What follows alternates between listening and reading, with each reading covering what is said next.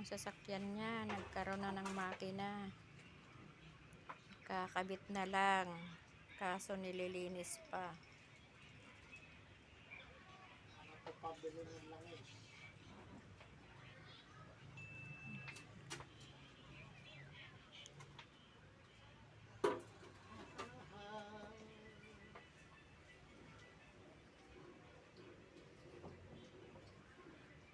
Sabay silang mga nasira. Oh, pati aircon sira. Ayan.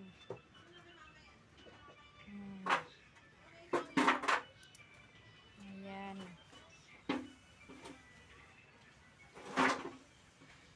Kaya ito na lang muna ang ginagamit.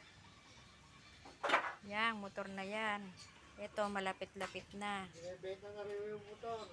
Laro pang gas.